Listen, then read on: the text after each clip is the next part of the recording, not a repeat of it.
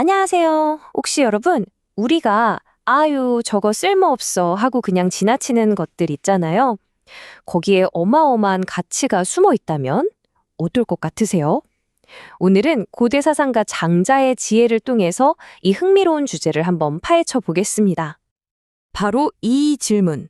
혹시 나도 모르게 내 인생 최고의 자산을 쓸모없다고 버리고 있는 건 아닐까? 이 생각을 오늘 이야기 끝날 때까지 한번 품어보시면 좋겠습니다. 자, 그럼 이제 본격적으로 한번 들어가 볼까요?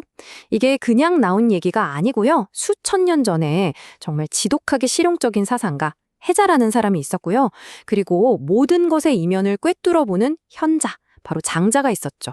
이 두 사람의 논쟁을 따라가다 보면요. 우리가 세상을 보는 방식이 확 바뀔 수도 있습니다. 이야기의 시작은요. 아주 사소해 보이는 것에서 출발합니다. 바로 거대한 박, 이 박 한 덩어리에 대한 이야기예요.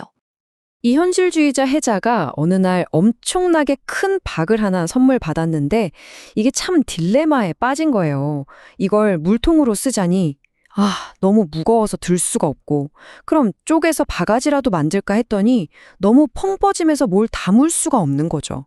참 논리적이긴 한데 딱 거기까지인 생각인 거죠. 결국 해자가 내린 결론은 뭐였을까요? 딱 이겁니다. 에이, 괜히 크기만 컸지 아무짝에도 쓸모가 없네. 그에게 이 박은 그냥 쓸모없는 물건, 그걸로 끝이었어요. 문제가 다 해결됐다고 생각한 거죠. 그래서 어떻게 했을까요? 그냥 와장창 깨부셔버렸습니다. 자, 만약 여러분이었다면 어땠을 것 같으세요? 정말 다른 방법은 없었을까요?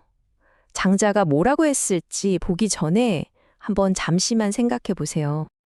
바로 여기서 장자의 통찰이 빛을 발하는 순간이 옵니다. 장자는 이렇게 말해요. 아니, 그걸 왜 깨부숩니까? 그걸로 커다란 배를 만들어서 강이나 호수에 둥둥 띄우고 놀 생각은 왜 못하는 겁니까? 와, 이건 그냥 다른 용도를 말한 게 아니죠. 아예 생각의 차원을 바꿔버린 겁니다. 담는 도구가 아니라 타는 도구로요. 근데 이야기는 여기서 끝나지 않아요. 장자는 한 걸음 더 나아갑니다. 진짜 문제는 그 박덩어리가 아니라고 말이죠. 진짜 문제는 바로 그걸 바라보는 우리의 마음에 있다는 겁니다. 장자는 회자의 마음 상태를 봉지심이라고 불렀어요. 이게 뭐냐면 막 헝클어진 쑥대처럼 좁고 꽉 막힌 마음이라는 뜻이에요. 그러니까 박의 무한한 가능성을 보지 못하게 가로막았던 건 박 자체가 아니라 바로 회자의 그 좁은 생각, 그 마음이었다는 거죠. 자, 가치라는 게 물건에 딱 정해져 있는 게 아니라 그걸 쓰는 사람의 생각 크기에 달렸다는 걸 보여주기 위해서 장자가 또 다른 이야기를 하나 꺼냅니다. 이것도 정말 흥미로워요. 이거 한번 보세요. 어떤 집안에 대대로 내려오는 비법 연고가 있었어요. 손이 트지 않게 하는 연고였죠. 이 가족은 이걸 그냥 빨래할 때나 쓰면서 겨우겨우 먹고 살았어요. 이게 바로 작은 쓰임이죠. 그런데 어느 날 어떤 사람이 이 비법을 사서 어디에선가 겨울철 수중전을 치르는 군인들 손에 발라준 거예요. 결과가 어땠을까요? 대승리를 거두고 그는 영주가 되었습니다. 똑같은 연고가 한쪽에서는 생계유지수단, 다른 한쪽에서는 운명을 바꾸는 열쇠가 된 거죠. 정말 엄청나지 않나요? 바로 이 지점에서 장자가 하고 싶은 말이 명확해집니다. 소용지이야. 이게 무슨 뜻이냐면 쓰는 방식이 다를 뿐이다 라는 거예요. 연고 이야기의 핵심이죠. 가치는 사물에 고정된 게 아니라 전적으로 우리의 생각과 비전에 달려있다는 겁니다. 장자는 이 생각의 규모라는 개념을요, 이제 현실적인 차원을 넘어서 정말 장엄한 수준까지 끌어올립니다. 이 압도적인 스케일을 설명하기 위해서 장자는 신화 속에나 나올 법한 거대한 새, 붕의 이야기를 들려줍니다. 이 새가 남쪽으로 날아가려면요, 무려 9만리 상공까지 올라가서 거대한 바람을 타야만 한대요. 상상이 가시나요, 9만리? 그런데 이 거대한 붕을 보고 매미랑 비둘기가 뭐라고 하는지 아세요? 아니, 우리는 저기 느릅나무까지만 날아도 충분한데 쟤는 뭐하러 저렇게 9만리씩이나 올라가서 남쪽까지 간대? 하고 비웃는 거죠. 어때요? 해자가 박을 이해하지 못했던 거랑 똑같지 않나요? 자신의 작은 세상에 갇혀서 거대한 존재의 여정을 상상조차 못하는 겁니다.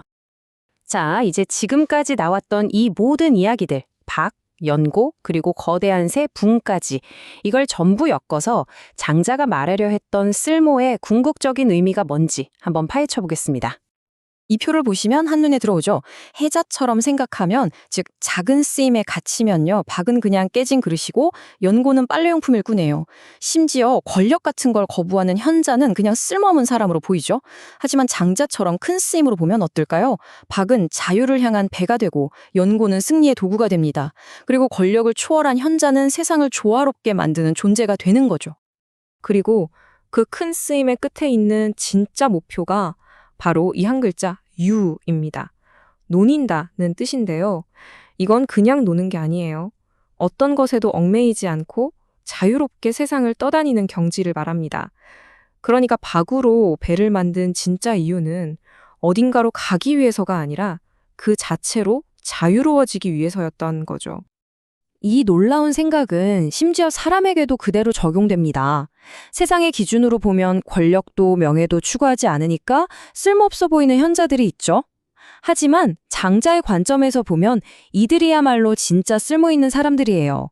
직접 다스리진 않지만 그 존재만으로 사회를 조화롭게 하고 이들의 지혜가 바로 이상적인 통치자를 만들어내는 근원이 되거든요.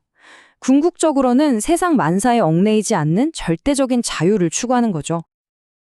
자, 그럼 이 수천 년 전의 이야기가 오늘을 사는 우리에게는 과연 어떤 의미가 있을까요?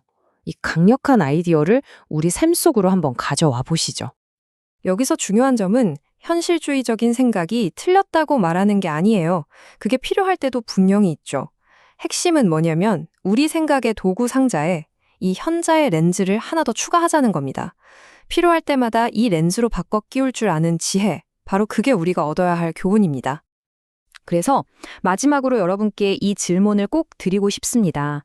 여러분의 삶, 여러분의 일, 혹은 여러분의 머릿속 아이디어 중에 혹시 쓸모없다고 단정 지어버린 거대한 박은 없으신가요? 어쩌면 그게 바로 당신을 구만리 상공으로 데려다줄 거대한 배일지도 모르는데 혹시 스스로 그 가능성을 깨부수고 있지는 않으신가요?